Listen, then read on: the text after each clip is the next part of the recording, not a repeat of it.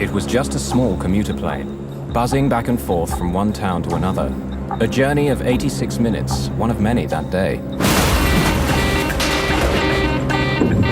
No one could ever have imagined that it would end like this, in drama and in death. Yet in 1995, two pilots with 26 passengers aboard managed to defy the laws of gravity for 9 minutes and 20 seconds, when their aircraft in effect lost the use of a wing, struggling home like a wounded bird. Help me hold it! Brace positions! Keep your heads down, everyone! Hold on, this is gonna be rough! But when their plane makes a miraculous crash landing with all passengers alive, their ordeal isn't over.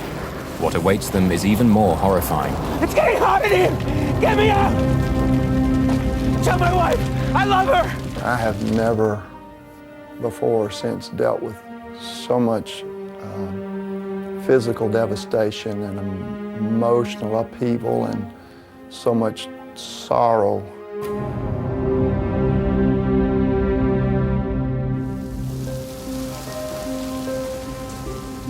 Flying isn't always glamorous.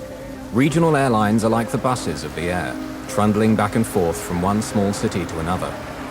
Crews operate several flights a day, working for up to 15 hours. They face interminable ground delays and often surly passengers. If a flight gets cancelled, they don't get paid, but they enjoy their work. Atlanta Airport in Georgia has become one of the busiest in the world. It's the home of a very successful regional airline, Atlantic Southeast. ASA serves every town and city of the southeastern United States with a fleet of 83 turboprops. In 1995, most of them were Brasilias built by the Brazilian firm Embraer. The Brasilia is a high-performance aircraft with state-of-the-art avionics and a top speed of 378 miles per hour. Today, after 18,000 successful flights, this Brasilia will take off for the last time. Takeoff check, below the line. Okay, your lights. Captain Ed Ganaway and First Officer Matt Warmerdam have just flown in from Macon, Georgia. Turn the lights on. Going through the departure checklist, they're now ready for their second flight of the day, Flight ASA 529 to Gulfport, Mississippi. Hi. Hi there. Flight attendant Robin Feck has been with ASA for just over 2 years. Hi there. Her cabin is a cramped space, only 31 feet long. Most of her 26 passengers are seasoned business travelers, ranging in age from 18 to 69. Among them are 6 engineers, 2 deputy sheriffs, a minister, 2 Air Force personnel, and even an aspiring flight attendant. For them, the short trip to Gulfport, Mississippi is a routine journey. But they're half an hour late on their schedule already. Okay, power's set.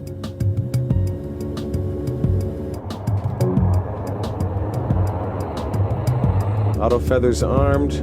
Panels clear. Captain Ed Ganaway, who's been with ASA for 7 years, comes from a family of pilots. He's a skilled and accomplished captain. V1. VR.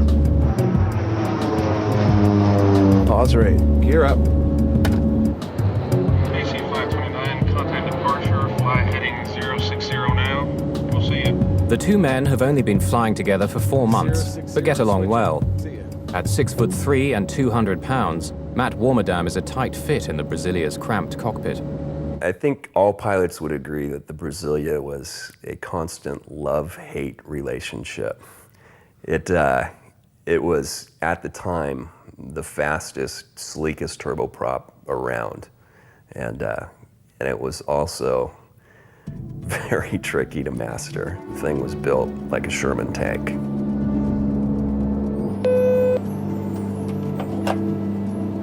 Hey, Robin? Hi. It'll just be a couple more minutes like this. It's gonna smooth out. Okay, just a couple more minutes and I'll be able to get up? Yes, ma'am. All right, thank you. See you.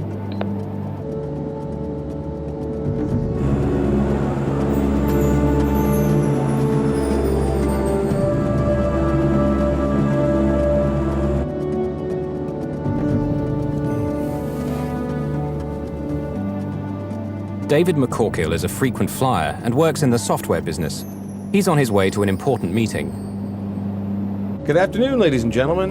Welcome aboard. Board Atlantic Southeast Airlines, Flight 529, service to Gulfport, Mississippi. We're passing through 13,000 feet. The captain has turned off the fasten seatbelt signs. However, if you are in your seats, we suggest that you do so with your seatbelt loosely around your waist, just in case we encounter any turbulence en route. Chuck Pfisterer, a nervous flyer, works for a paper company and is on his way to visit a new mill. AC 529, climb and maintain flight level 200. 200 AC 529. 20. The Brasilia, on autopilot, is climbing towards its cruising altitude of 24,000 feet. 24. 24. But the plane will never make it to this altitude. Autopilot, engine control, oil. The sound of that Autopilot, was engine tremendous. It was as if someone had taken a baseball bat and hit an aluminum garbage can as hard as they could. It was just a gigantic crashing sound, and the airplane immediately lurched to the left. I heard a loud bang, and that's what, just shot me awake. Not knowing really what happened, I looked over and noticed everyone looking left out the window.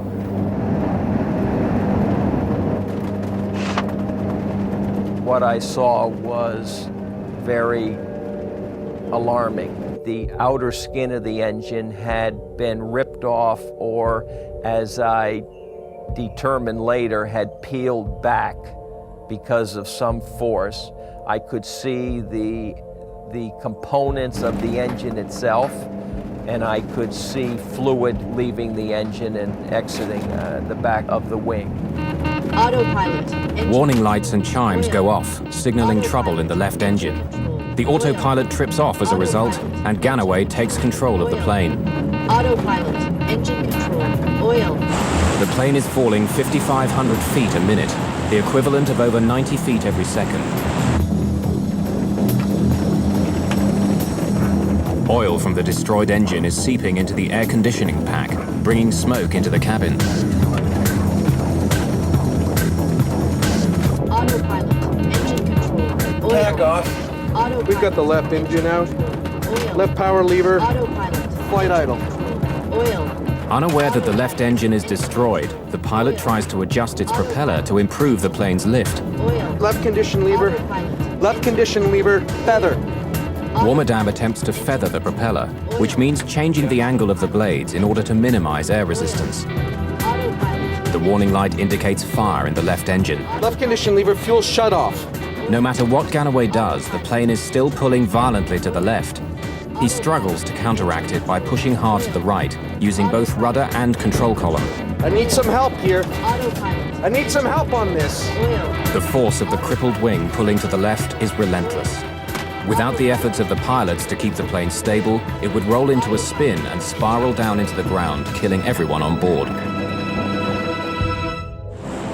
The engine has turned into a mass of misshapen, twisted metal, fatally weakening the wing's aerodynamic capabilities and dragging it down. Autopilot. The plane wants to keep turning left. The pilots must push hard right on the rudder to the limit to keep them flying straight. Engine control. Captain Ganaway is confused. Feathering the propeller has not reduced the drag. He's so preoccupied with handling the emergency, he hasn't looked over his shoulder at the damaged engine yet. Oil. You said it's feathered? Autopilot. Engine. Bit feather. Oil. What the hell is wrong with this thing? Engine. I don't know. Oil. For now, the pilots are focused on the plane's vital statistics: heading, altitude, speed, and the power setting of its one good engine.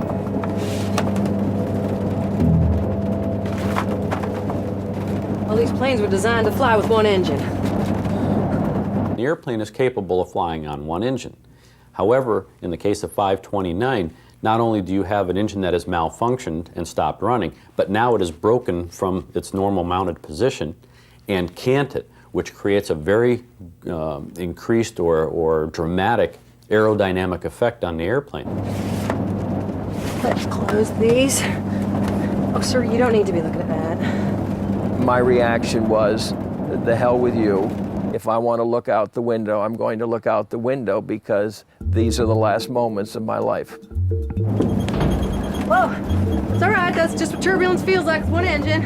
Are we gonna make it? Oh, sir, of course we're gonna make it. How can the plane fly like that? Well, these planes were designed to fly with only one engine. We're not gonna make it. What was important wasn't the conversation between the two of us. I think that it was what was in our eyes. I think that she knew that I knew that this was a huge problem and that it probably wasn't going to be something that was going to end without tragedy. Autopilot. The pilots have managed to slow the plane's catastrophic rate of descent, but not halt it. In fact, the airspeed has actually increased to 224 miles per hour.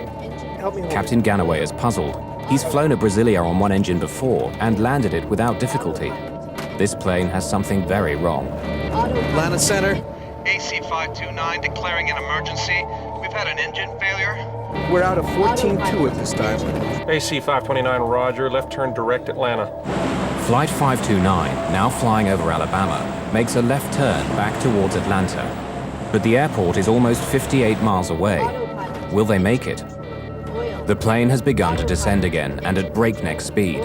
Warmerdam cancels the master caution warning, finally silencing the plane's alarms. Captain Ganaway experiments with his controls, trying everything. Suddenly, the nose of the Brasilia lifts up, and the plane's speed slows to 186 miles per hour. AC-529, say altitude descending to? Right of 11,600 at this time. AC-529. All right, it's getting more controllable here. The engine. Let's watch our speed.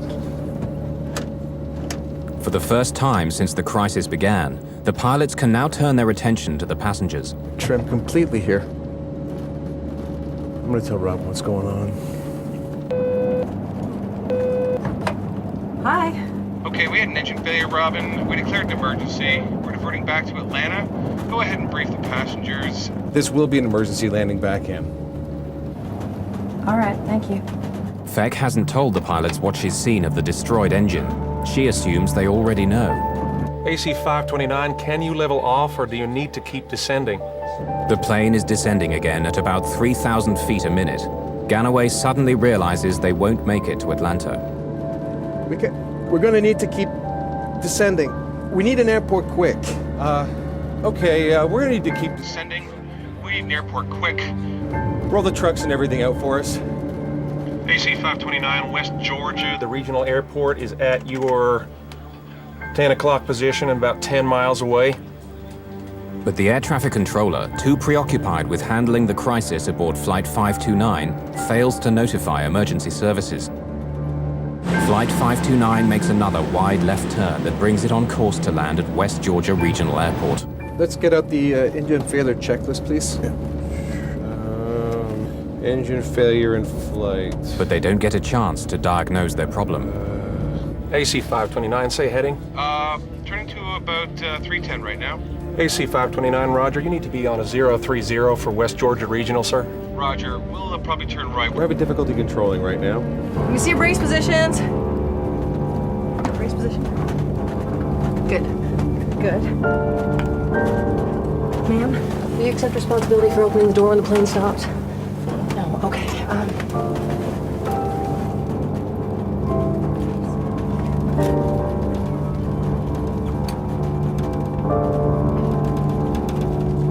APU, if available, start. You want me to start it?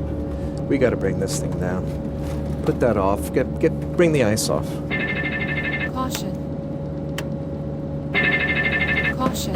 AC-529, say your altitude now, sir. Out of 7,000, AC-529. Trim, fail. Trim, fail. Oh, good start. AC-529, I missed that. I'm sorry. We're at a 6.9 right now. AC-529. Okay, it's up and running, Ed. All right, go ahead. Caution.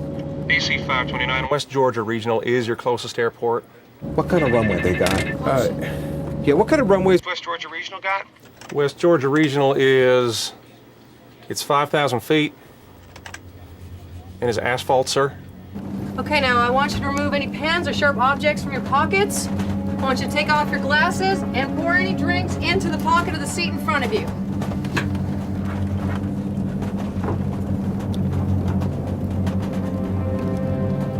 we had to put the drinks in our pocket in front of us. I think that shook a few of us. And I kind of noticed it wasn't going too well, but most folks on that flight were business folks that flew real frequent. So, you know, there was no screaming or panicking of any sort. Based on the fact that I was going to die, I dealt with it in the best way that I could, which was just to try to absorb it, accept it, and deal with it. Okay, Mom, practice. Take your seatbelt off and on, okay? That's it. Okay, if there's smoke and the door in front of us is blocked, you gotta get down on your hands and knees and crawl to the back, okay? So count the rows. We gotta get out of the 5th row.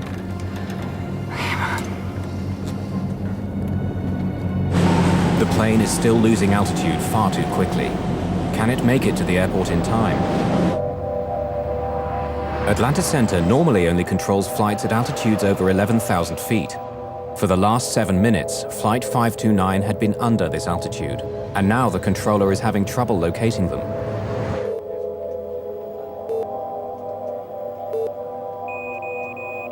AC 529, I've lost your transponder. Say altitude.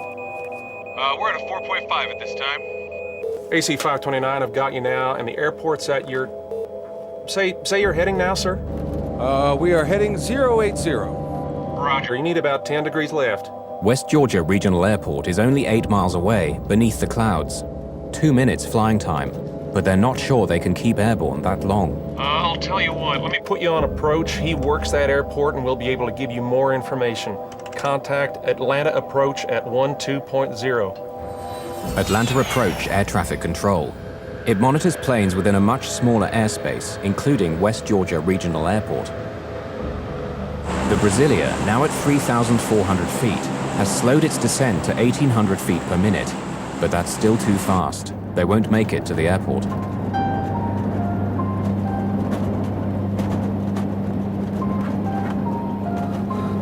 On some passengers' faces, looks of despair. Others are angry and bitter, but most are thinking about their loved ones.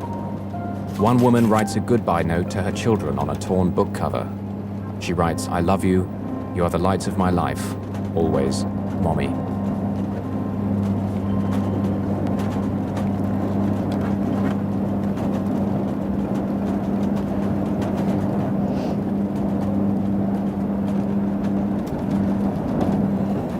I think we should pray. 7 minutes have passed. For the first time, Captain Ganaway manages to catch a glimpse of the left engine. The engine's exploded. It's just hanging out there. This was something his instruments hadn't told him. It's no simple engine failure. The engine is just dangling off the wing. He knows he could land a Brasilia with a failed engine, but not when it's torn apart. This is something his training hasn't prepared him for. He wishes he could see through the clouds. Atlanta Approach, AC 529. AC 529. Atlanta Approach here. Yes, sir, we're with you, declaring an emergency.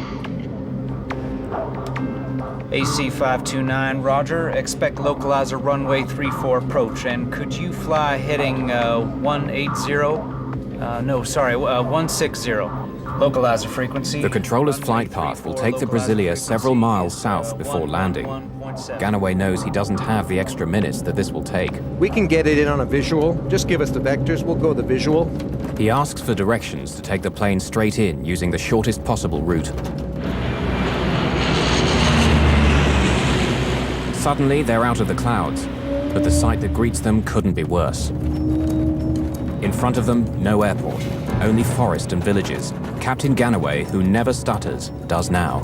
Single engine checklist, please. Where the hell is it?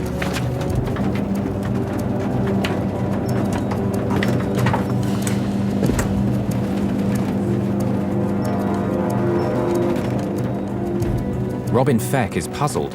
6 minutes earlier, War Madame had told her the plane was turning back to Atlanta. But all she can see now is Georgia countryside. Word of 1900 at this time? We're below the clouds, tell them. You routed 1900 now? Yeah, We're VFR at this time. Could you give us a vector to the airport? Turn left. Fly heading 040. Bear, the airport's at your about 10 o'clock and 6 miles, sir. Radar contact lost at this time. The plane's low altitude shocks the controller. 1,900 feet. Only a minute earlier, it had been at 3,400 feet. The descent is far too fast. Remember, brace yourselves. And once we get out to where we're going, wait till the plane comes to a complete stop before we can get out. Okay, brace positions, please. Brace positions.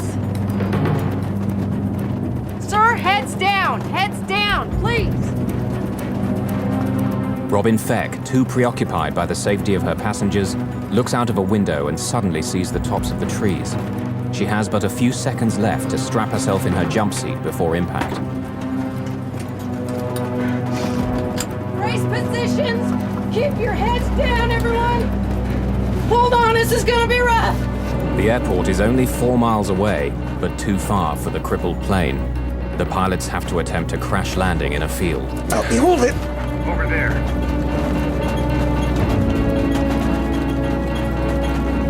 Help me hold it. Help me hold it. Here, 500. Here, 500. The plane's altitude voice alarm sounds, warning the pilots that they're flying too close to the ground without their landing gear lowered. Fucking land the plane! The pilots will attempt to land on the plane's belly. Help me hold it. Help me hold it! Amy, I love you. These are the last words on the cockpit voice recorder. The plane is flying at 138 miles per hour and only seconds away from impact. 50, here, 40, here, 30, here,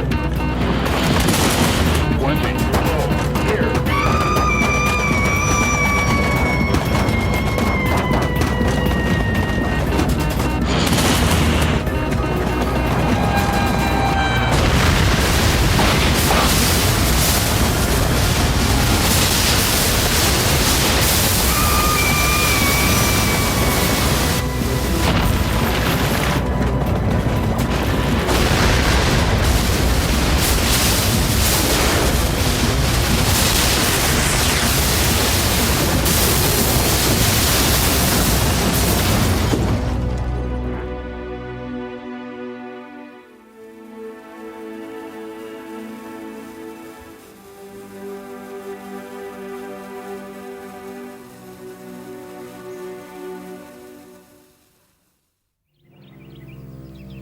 The plane had landed in a small field in Burwell, a sleepy farming community near Carrollton, Georgia, where nothing major ever happens.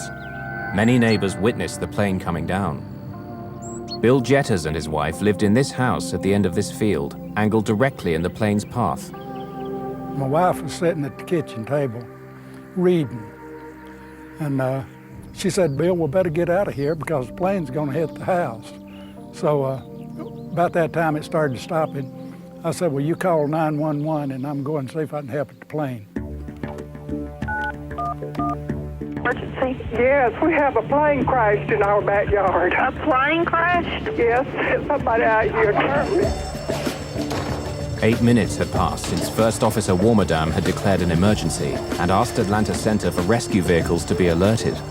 But the controller hadn't passed on the message. Minutes would make the difference now between life and death.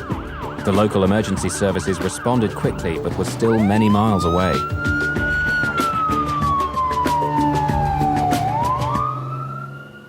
For almost a minute after impact, there's an eerie silence. The plane fuselage is broken in two. Could anyone survive?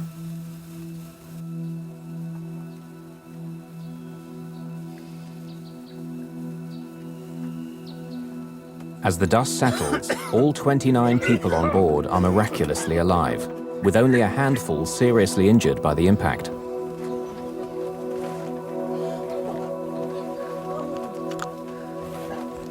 It was an amazing situation only because I just couldn't even believe that I was alive at that point, and I couldn't believe that I was looking at something that was real. But a new disaster is gathering. Fuel from the shattered wing tanks is pouring onto the ground. The last thing I remember is the sound of hitting the trees, and then I honestly don't recall impact. Captain Ed Ganaway has been knocked unconscious by a blow to the head during the impacts. When First Officer Matt Warmerdam regains consciousness, he realizes they're stuck. The cockpit door is jammed, and smoke is slowly seeping in. He reaches for the emergency crash axe. The cockpit window is the only way out. The next immediate thought I had was, now we're going to blow up. So get out of there. It was burning, right in the opening. So I just jumped over. And I headed towards the opening, and I walked out of the aircraft, and I walked away from it. The sparks ignite the fuel vapors, creating a blazing fire. Within seconds, the fire spreads to the fuselage. In the rear section of the plane, the passengers are now trapped by flames burning at 1800 degrees centigrade. They can hear screams from the field outside, where some passengers are already suffering from terrible burns. To escape, they too have to run through the fire, not fall in it, hoping for the best. I turned back and I looked at the aircraft, and what I saw was that the opening that I had come through was basically fully engulfed in flames, and that the people that were exiting the aircraft were all on fire. Some of them would, roll in the grass to try and put the fire out, and sometimes that made it worse because there was spilt fuel, and then they would get even more ignited. And the whole situation got uglier and uglier in the sense that you would all of a sudden see people with their clothing burned off. You would see people with red skin that you could see was burnt. You could actually see some people whose flesh was like dropping off of their bodies or their faces. It was just a horrible situation that was taking place, and it was getting worse and worse.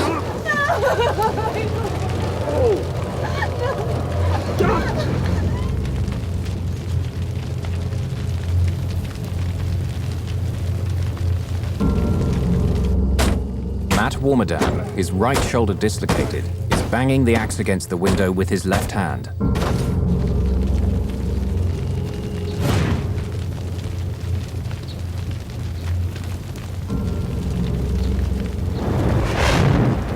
The person's clothes were on fire, and she was on the ground. I think it was a woman. She was on the ground, and Robin said to me, she says, take off your shirt, take off your pants, try to beat the flames out. And I did that. One gentleman I saw was crawling, completely engulfed in flames, and another one that was, most of his clothes was torn off. Now, whether they got torn off in the crash or he tore them off himself, I don't know. I helped him away from the airplane and brought him up towards my brother-in-law's house. And all he had on was his shorts, and his skin was, excuse me.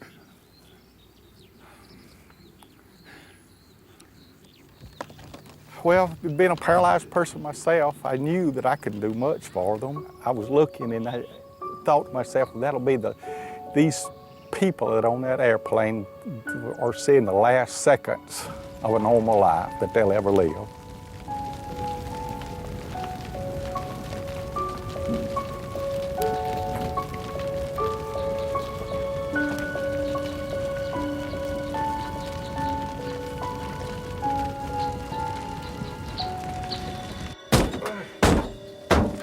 Aircraft glass is much thicker than what you would see on like an automobile windshield. It's several different composite layers that have been temper treated together to make it a very, very tough surface. And with each swing of the crash axe, I was only able to chip away a small piece of glass. I need some help! I really did feel kind of alone there. I'm looking around left and right, and there's no other fools that close, at that second. But even though passenger David McCorkle believes that the plane might blow up at any second, he goes to Matt Warmerdam's rescue. Can you help me? I haven't got enough room inside to swing it. Where should I hit? In here. Hang on a second, hang on, I gotta get some air. The oxygen cylinder in the closet behind the co-pilot's seat punctures. It'll make the cockpit fire much worse. Okay. Go ahead. Okay.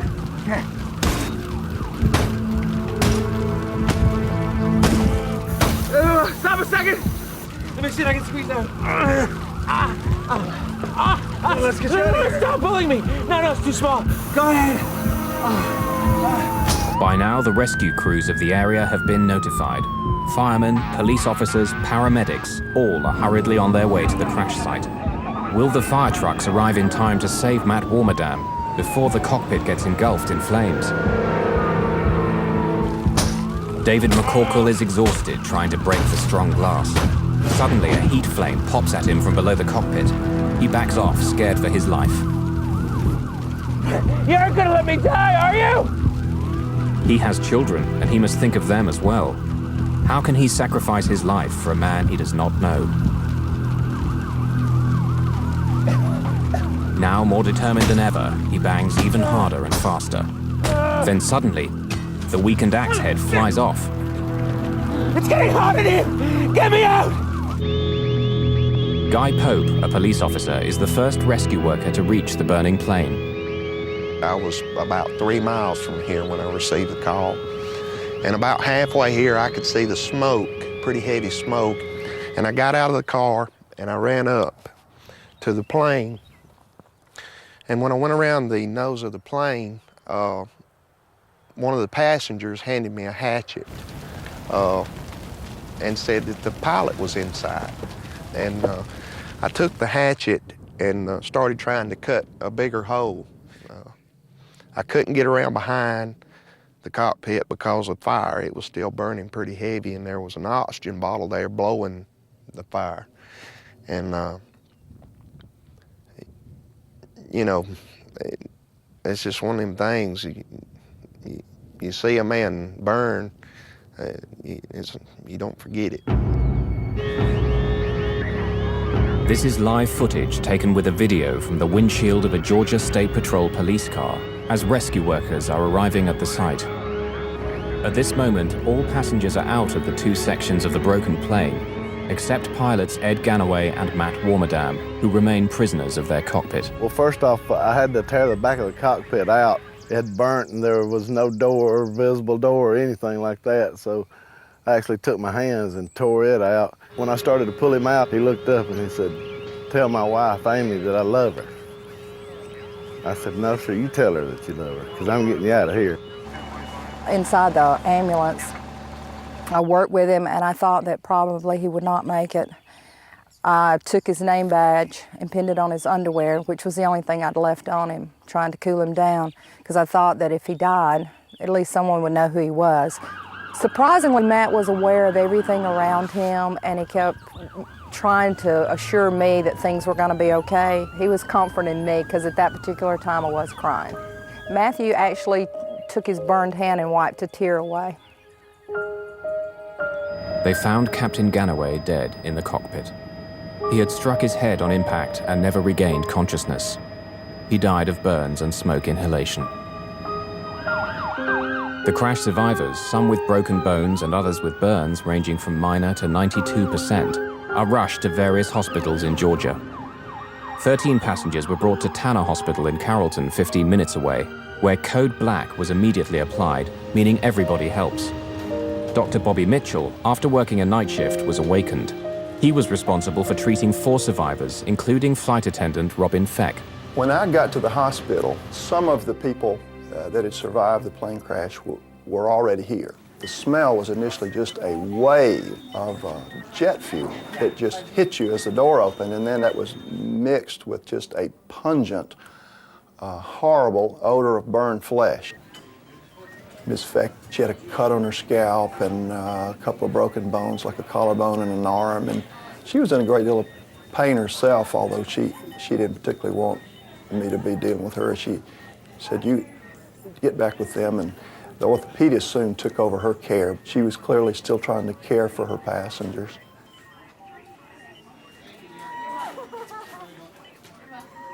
When a patient suffers a severe burn, the skin is violated, and the skin really is the major part of your immune system. So people that have been horribly burned, that initial defense is violated, and infectious organisms harmful to the body can very easily get in, and your immune system can just handle so much. When they are able to survive for a period of weeks, it is not uncommon for them to die from other organ failure, which is what happened to a lot of the people that were on Flight 529. I have never before or since dealt with so much physical devastation and emotional upheaval and so much sorrow and horror and sadness in one place at one time than we did on that day in this little small town hospital. After a long day treating the horribly burned passengers and witnessing the courage of some of them, Dr. Mitchell was asked to assist the autopsy on Captain Ed Ganaway.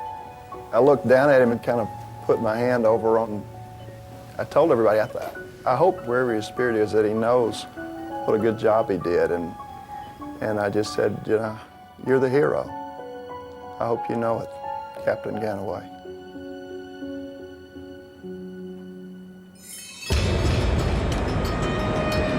Regional airlines are a North American phenomenon. In the early 1960s, a small band of independent airlines first became known as air taxis, which in time became commuter airlines, then finally regional airlines. In 1978, the US deregulated the airlines, and as the small and mid-sized cities became the economic engine of the country, regional airlines prospered as never before. The National Transportation Safety Board in the United States is responsible for investigating air disasters.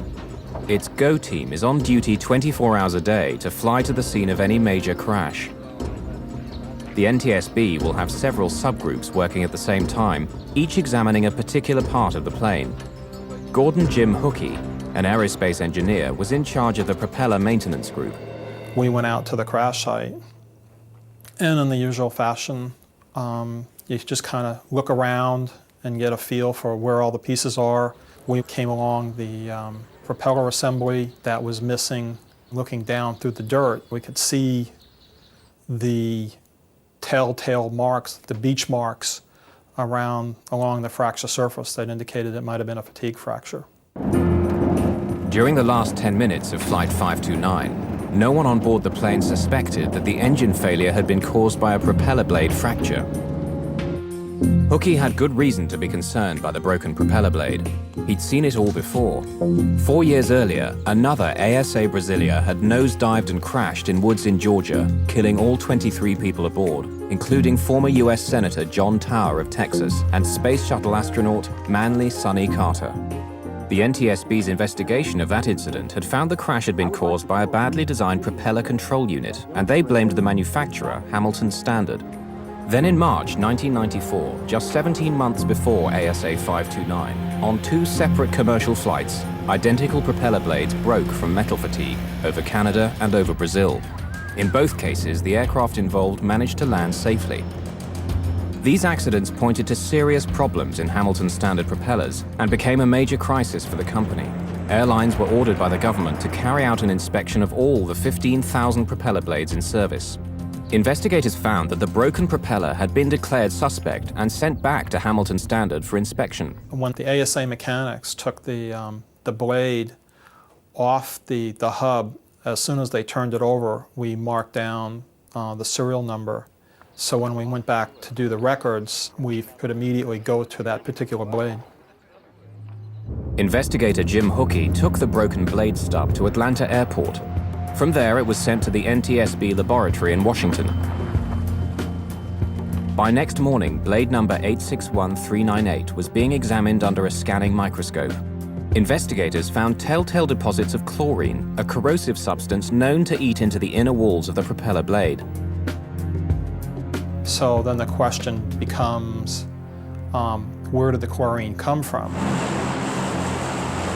In 2 of the previous propeller failures, the problem had also been traced to corrosion caused by chlorine in the inner wall of the blade.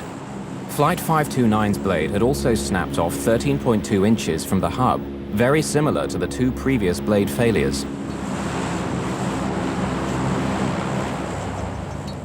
Under the microscope, NTSB scientists saw that 2 cracks along the inner wall of the blade had joined to form a single fissure. This had grown and grown until it circled the blade, at which point it snapped under the stress of normal operation. But the NTSB scientists noted something else. On the inner surface, extending about 1.5 inches from the fracture, there was a series of sanding marks. Hookey set off to Hamilton Standard, intent on getting the maintenance records for the propellers. What had been done to the blade when it had been recalled? At the factory, Hookey examined the blade's repair reports. He noted the initials of the technician who did the work, CSB, Christopher Scott Bender. He was a young technician who worked at a Hamilton Standard propeller repair facility. Christopher Bender had watched the news of the accident on television, little realizing how he was involved in the accident. I saw the Hamilton Standard prop on it, and I was like, I hope this is not a prop failure. It was just kind of the back of my mind, and that morning they were like, you know, the NTSB is down there, FAA is investigating, and they've called in some of our engineers to go also down there, and it might be a prop failure. And as soon as I heard that, my heart just sank. I was like, you know, I think I might have even cried a little bit because I was just, you know, just emotionally overwhelmed that, you know, something I had put my hands on, the procedure that somebody trusted me to do failed, and because of that, somebody had died. After discovering the technician who had last worked on the propeller blade that caused the crash of ASA 529, the NTSB now had to find out how the blade had passed inspection. Propeller blades are hollow. Inside, weights are inserted to balance the prop. They're kept in place by a cork soaked in chlorine. It was the chlorine that had caused the corrosion in the previous accidents. However, on this blade, Bender had been unable to detect any evidence of corrosion. He then did what he'd been told to do: polish the inside of the blade. The draft accident report we present to you today involves Atlantic Southeast Airlines Flight 529. The NTSB found that by polishing the blade, Hamilton Standard had unwittingly removed all traces of the crack, and a later, more thorough ultrasound examination couldn't detect it. The NTSB asked for more accountability for management at Hamilton Standard. And so the final report read, the fracture was caused by a fatigue crack from multiple corrosion pits that were not discovered by Hamilton Standard because of inadequate and ineffective corporate inspection and repair techniques, training, documentation, and communications. Some final questions still needed to be answered. Why had the broken propeller blade destroyed the engine? In previous incidents, the entire propeller had fallen away harmlessly. But on Flight 529, blade loss unbalanced the propeller and led to uncontrollable high-speed shaking as the engine shuddered in its mountings. This was the ominous hammering sound heard by the passengers. It literally ripped the engine open and left the useless propeller jammed against the wing. The flight crew weren't handling the engine failure as a true engine failure in that some mechanical malfunction occurred and the engine stopped running. They didn't know that the engine actually had vibrated significantly and broken from its mount and actually canted or twisted on the wing. The NTSB found that the rescue services might have arrived more quickly if controllers had heeded Matt Warmerdam's request for help on the ground, given by radio 6.5 minutes before the crash. Another key NTSB recommendation was to replace the flimsy crash axe that had failed in Warmerdam's rescue with a sturdier model. Investigators praised the crew of Flight 529 for the way they dealt with the crisis, calling their reactions reasonable and appropriate. But the board could offer little advice on the one thing that had caused all these deaths: fire. The conundrum is, how do you make a fuel burn in an engine but not ignite when it's spilled? One way to reduce the severity of post-crash fires is by utilizing less flammable fuel. In 1984, the Federal Aviation Administration and NASA decided to test a new, safer fuel by staging an accident using a remote-controlled plane. Unfortunately, it was not a conspicuous success.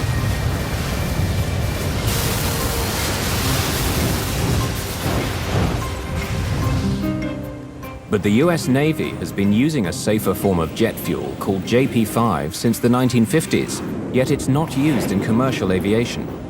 The primary reason that civilian sector commercial aviation has not gone to a lower flammability fuel is the question of availability and distribution and the cost. It costs more to produce the JP5. Everything comes down to money. What's it going to cost to develop a system? What's it going to cost to implement the system? What's it going to do for the overall safety of the airplane, and who's going to pay for it? Personally, from a safety standpoint, I'll pay $2 extra in my ticket to know and to have that security. Until a solution is found, there will continue to be stories like ASA 529. On impact, everyone on this flight had survived, but the subsequent fire became the killer. For the victims of the fire, recovery has been a slow, painful, and excruciating process. First Officer Matt Warmerdam was burned on 42% of his body. Some other survivors suffered up to 90% burns. Treatment included daily baths and removal of dead skin from burn wounds. There would be years of skin graft operations, the 24-hour-a-day wearing of pressure garments to minimize scarring, chronic itching and soreness, and daily physical therapy. Your ability to sense and feel through those areas is permanently changed for the worse. Temperature control is lost. When you walk from an air-conditioned building into the outside, you take for granted that your body starts accommodating that either by sweating or redirecting blood flow. People with burns, especially horrible, large surface area burns, that's lost forever. They have to plan everything they do. They have to plan where they're going to be and the clothing much more carefully. So there are emotional and physical things both that are lost forever. My medical treatments were quite extensive. I think I honestly have lost count how many surgeries I had to go through to get back to the point where I could fly again, but it's got to be somewhere near 50, including all the skin grafting things that they had to do in the hospital and as such. Psychologically was tough in the beginning. There I was, happy to be finally starting my career as I had dreamed it from my childhood, and it was suddenly ripped away. And that was tough. There was a lot of long nights talking with Amy, trying to get over the pain and despair of all that. I did have trouble getting my life back in order. It caused me to drink more than I had before. I think at the plane crash, it just took the last bite. And I stayed in the fire service for a while after that, but my heart was never in it again. I quit my job as I was a vice president of a software company, traveling a lot, making very good money. And I went to work as a buyer in Alaska. I also reconnected with my ex-wife, and we got remarried, moved down to South Carolina, and had all our kids move in with us. So, yeah, I did change my life. It helped me to kind of put a lot of things in perspective, including not only how I acted myself, but also how I treated other people. First Officer, 1 year after the crash, the Military Fraternal Organization of Pilots bestowed its prestigious medallion on Matt Warmerdam for his part in saving the lives of his passengers. He accepted it in honor of the crew. Seeking closure on the trauma of the crash, residents built a memorial to the victims of Flight 529 behind Shiloh United Methodist Church, a short distance from the accident site in Burwell. You know, I wish this had never happened. I wish I could go back in time and fix it and take care of it, that it didn't happen. You know, I don't know if they believe in God or not, but I pray for them that God comforts them through the hurt that they've had in their lives. Much has changed for the company that manufactured Flight 529's propeller. Now renamed Hamilton Sundstrand, it's part of the giant United Technologies Aerospace and Defense Group. Flight 529 was the last time that one of its propellers failed in flight. Its inspection and repair process was made more stringent, in some cases exceeding FAA requirements. Since the 3 blade failures, there have been none whatsoever. Of the 29 people aboard ASA Flight 529, only 8 escaped with minor injuries. Of the 21 others who received major injuries and burns, 10 subsequently died. Flight attendant Robin Feck declined to be interviewed for this film. Still suffering from the pain and anguish of that terrible day, she's never worked as a flight attendant again.